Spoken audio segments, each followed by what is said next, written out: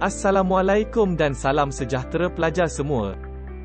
Peta minda kali ini adalah untuk mata pelajaran Sains Tingkatan 5 mengenai topik satelit dalam bab 9 iaitu Teknologi Angkasa Lepas. Anda boleh rujuk buku teks sains muka surat 236 hingga 242.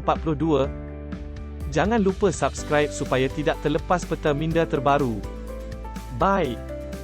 Satelit merupakan objek yang mengorbit planet atau bintang. Sebagai contoh, bulan merupakan satelit semula jadi yang mengorbit bumi. Selain satelit semula jadi, terdapat banyak satelit buatan manusia yang mengorbit bumi. Apakah dia jenis-jenis orbit satelit? Orbit satelit yang mengelilingi bumi dikelaskan kepada 5 jenis mengikut ketinggian orbit atau altitude.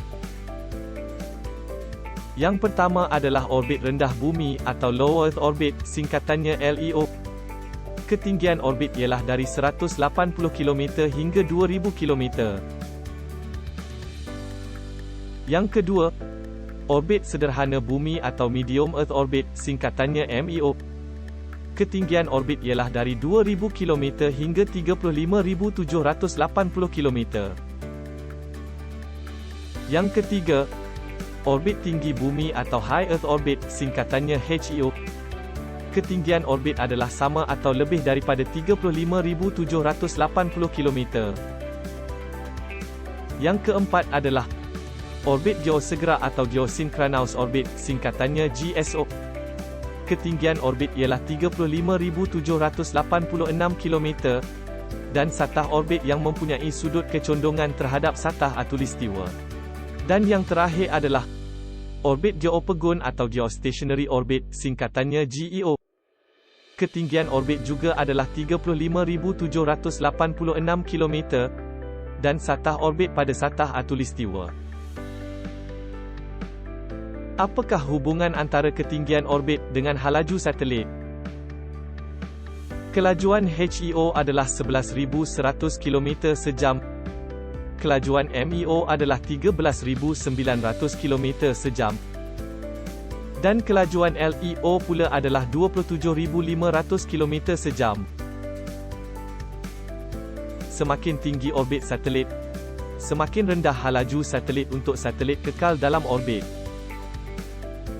Hal ini dikatakan demikian kerana daya tarikan graviti terhadap satelit semakin berkurang apabila ketinggian satelit meningkat. Bagaimanakah pelancaran dan penempatan satelit dalam orbit dilakukan? Kenderaan pelancar yang terdiri daripada satu atau lebih roket digunakan untuk menghantar satelit atau kapal angkasa ke angkasa lepas. Kenderaan pelancar dibahagikan kepada dua jenis iaitu kenderaan pelancar yang digunakan sekali sahaja atau Expendable Launch Vehicle, singkatannya ELV. Dan yang kedua adalah kenderaan pelancar guna semula atau Reusable Launch Vehicle, singkatannya RLV. Terdapat dua cara untuk menempatkan satelit dengan menggunakan kenderaan pelancar, iaitu pindah secara terus ke orbit dan orbit pindah Hohmann. Dalam cara terus ke orbit, trajektori roket akan terus berada dalam orbit.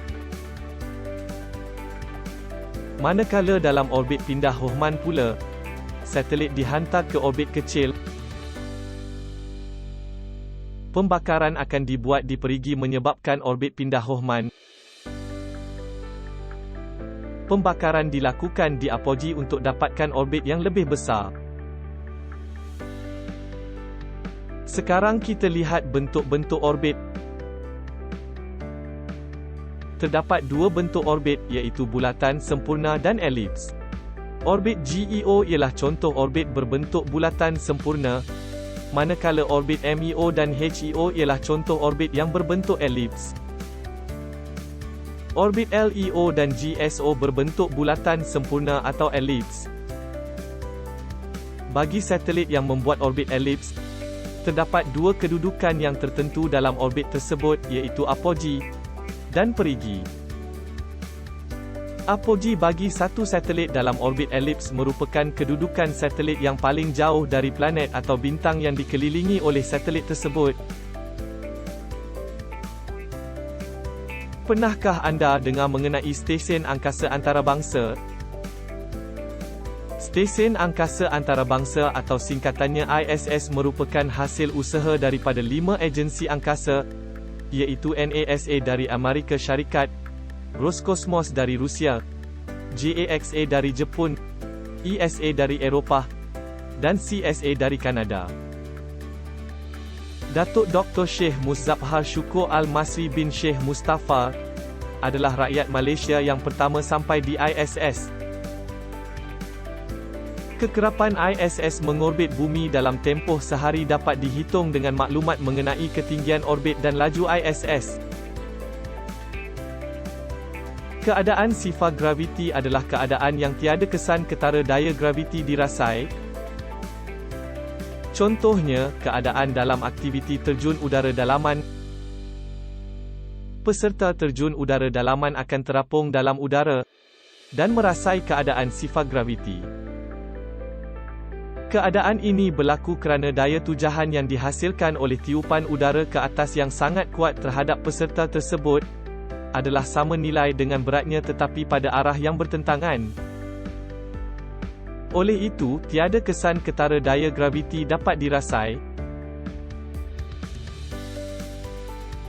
Apakah kesan perkembangan pesat dalam teknologi angkasa lepas? Antara kesan perkembangan pesat dalam teknologi angkasa lepas termasuklah: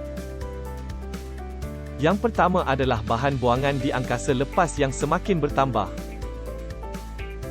Bahan buangan di angkasa lepas merupakan satelit yang tidak berfungsi, bahagian ELV yang telah digunakan, serpihan satelit yang dihasilkan daripada pelanggaran antara satelit, roket yang habis dibakar dan sebagainya. Menurut pemerhatian yang dibuat oleh pihak pemantau Space Junk dari NASA, 95% daripada beribu-ribu objek buatan manusia pada orbit rendah bumi merupakan bahan buangan di angkasa lepas. Semakin banyak space junk, semakin tinggi risiko pelanggaran satelit dengan space junk. Hal ini juga menerangkan bahawa satelit cuaca (GOES) lazimnya berubah orbitnya beberapa kali supaya dapat mengelakkan pelanggaran dengan space junk. Yang kedua adalah peningkatan aktiviti penyelidikan dan pembangunan. Kemajuan dan perkembangan dalam teknologi angkasa lepas telah meningkatkan aktiviti penyelidikan dan pembangunan dalam pelbagai bidang, seperti kesihatan manusia, respons terhadap perubahan dan bencana cuaca, teknologi inovatif baharu, pendidikan global, dan perkembangan ekonomi angkasa lepas. Nantikan peta minda untuk topik Sistem Penentu Sejagat atau singkatannya GPS dalam bab teknologi angkasa lepas ini. Jika anda buka video ini menggunakan Facebook atau YouTube pada bahagian penerangan, terdapat pautan untuk playlist bagi semua peta minda pelbagai subjek, dan juga terdapat penerangan bagaimana hendak install aplikasi peta minda dalam telefon anda. Terdapat fungsi widget fakta yang membantu anda menghafal fakta. Ianya ringkas dan terletak pada home screen telefon anda. Anda hanya perlukan tidak sampai 30 saat sahaja untuk membaca setiap fakta, dan fakta akan berubah secara auto setiap 30 minit. Assalamualaikum dan salam sejahtera semua.